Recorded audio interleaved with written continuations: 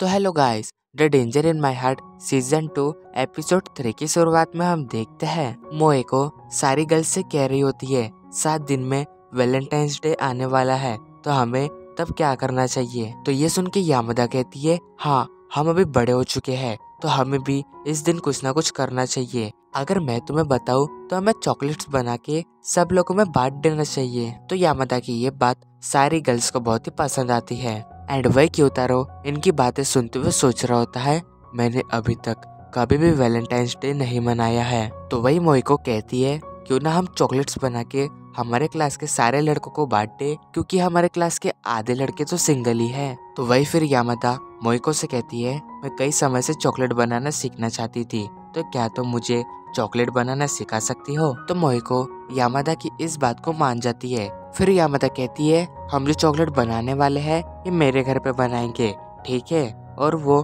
क्योतारो की ओर देख के कहती है, ठीक है ना।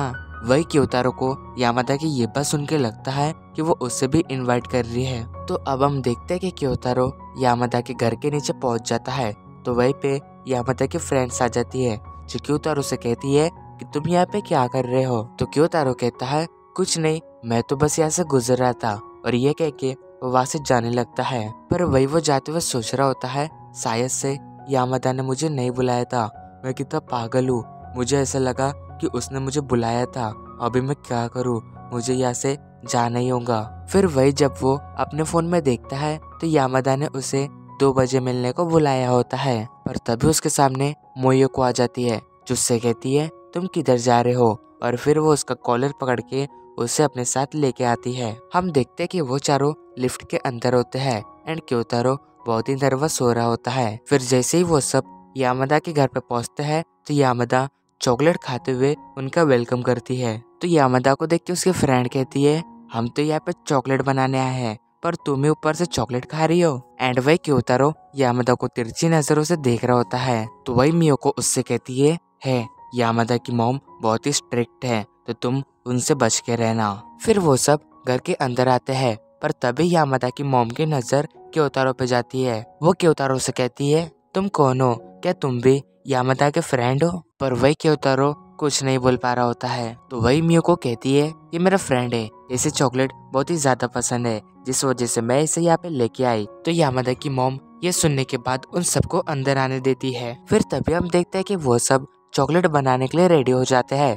पर वह क्योतारो बाजू में खड़ा होता है, क्योंकि उससे उसका एप्रॉन नहीं बांधा जा रहा होता। तो तभी यामादा उसके पीछे आके उसका एप्रॉन बांधने लगती है। मगर वही यामादा की मॉम इन दोनों को देख रही होती है। तो तभी मियोको बीच में आके क्योतारो का एप्रॉन बांधने लगती है। पर वही क्योतारो मन में सोच रहा होता है, अरे यार, यहाँ पे क्या हो रहा है, मुझे यहाँ पे आना ही नहीं चाहिए था। फिर हम देखते हैं कि वो सब चॉकलेट बनाना स्टार्ट कर देते हैं। पर वही क्योतारो और मियोको को देख के यामादा बहुत ही जेलस हो रही होती है। तो तभी यामादा की मॉम कहती है, लगता है ये दोनों बहुत ही ज्यादा क्लोज है। और ये सुन के यामादा उन्हें वहाँ से लेके जाने लगती है।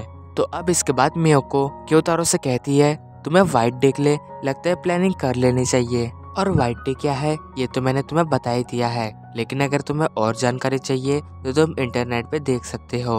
और वही फिर यामादा की फ्रेंड कहती है, मैं और यामादा बहुत ही समय से साथ में है, लेकिन मुझे अभी तक यामादा का फेवरेट फूड ही नहीं पता है। और तुम्हें मैं एक बात बताऊं, जब यामादा पहली बार स्कूल में आई थी तो तब वो क्लास में सबसे लंबी लड़की थी, और उस वक्त मैं उसे देख के बहुत ही डरा करती थी। लेकिन एक दिन जब वो बास्केटबॉल खेल रही थी तो वो नीचे गिर गई, तो तब मैंने उसे पहली बार देखा, वो बहुत ही खूबसूरत थी। फिर वही यामादा ने भी उसे कहा था कि तुम बहुत ही अच्छी लड़की हो, तुम्हें बास्केटबॉल खेलना आता है, लेकिन तभी भी तुम उसके साथ यहाँ पे खेलने आती हो।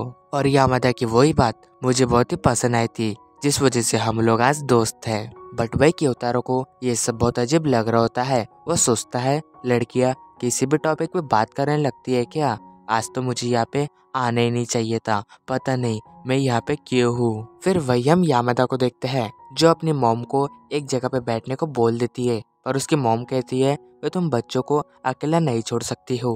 बट यामादा उन्हें वहाँ पे बैठा देती है। फिर वही हम देखते हैं कि मियोको क्योतारो के क्लोज हो रही होती है, और यामादा को ये देख के अच्छा नहीं लगता। जिसके बाद हम देखते हैं कि क्योतारो बर्तन धोने के लिए चले जाता है। पर वही हम देखते कि यामादा वहाँ पे आ जाती है और वो उसको बहुत ही अजीब तरीके से देख रही होती है और कहती है, हाँ तुम्हें तो यहाँ पे बहुत मजे आ रहे हैं ना। पर क्योतारो कहता है, मुझे वॉशरूम जाना है, और ये कह के वो वहाँ से चले जाता है। तो अब हम देखते हैं कि क्योतारो बाथरूम में होता है, पर वही वो सोच रहा होता है, मैंने यामादा की मॉम से झूठ क्यों बोला।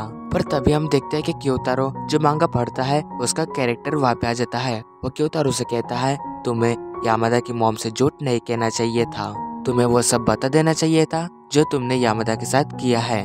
अगर कुछ समय बाद तुम उसे प्रेग्नेंट करके घर लाते और तब बताते कि मैं इसका गर्लफ्रेंड हूँ, तो तब उसकी मॉम को कितना अजीब लगता। तो क्योतारो उसे कहता है, नहीं ऐसा कभी नहीं होगा, मैं कभी भी उसे प्रेग्नेंट करने वाला नहीं हूँ। फिर वही वो बंदा कहता है, अगर तुम मेरी बात सुनो तो तुम यामादा की मॉम को सब सच सच बता दो, वही अच्छा रहेगा।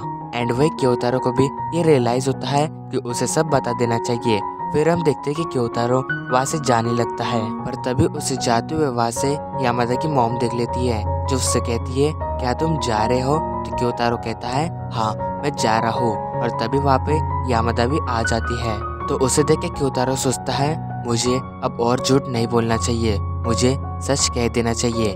जिसके बाद वो यामादा की मॉम से कहता है, मैं यामादा का क्लासमेट हूँ और हम दोनों बहुत ही अच्छे फ्रेंड्स हैं, और मियोको ने जो कुछ भी आपको बताया है वो सच नहीं है। और ये कह के वो बाहर निकल जाता है। पर वही वो सोचता है, आखिरकार मैंने कह ही दिया, और ये सोचते हुए वो वहीं पे ही बैठ जाता है। पर तभी यामादा की मॉम बाहर आती है और फिर वो क्योतारो से बातें करने लगती है। वो बताती है कि मैं तुम्हें जानती हूँ, मैं स्कूल में तुम्हारी मॉम से मिल चुकी हूँ, और यामादा ने भी मुझे तुम्हारे बारे में कई सारी बातें बताई है। पर तभी यामादा बाहर आती है और अपनी मॉम से कहती है, मॉम अब ज्यादा कुछ मत बोलो और अभी अंदर जाओ। तो अब हम देखते हैं कि क्योतारो वहाँ से जाने लगता है, लेकिन तभी यामादा उसका हाथ पकड़ते हुए कहती है, तुम अभी मत जाओ, तुम और समय तक रुक सकते हो। जिसके बाद यामादा क्योतारो से कहती है कि तुम मियोको के इतने क्लोज क्यों हो रहे थे। तो क्योतारो कहता है, ताकि तुम्हारी मॉम को हम पे शक ना हो कि हम दोस्त नहीं है, इसलिए मैं उससे और बातें कर रहा था। वही यामादा कहती है, अभी मॉम को सब पता चल चुका है, तो तुम बिना किसी झिझक के अंदर आ सकते हो। जिसके बाद क्योतारो यामादा के साथ अंदर आता है, पर तभी वो देखता है कि वहाँ पे यामादा के डैड होते हैं। और इसी के साथ हमारा ये एपिसोड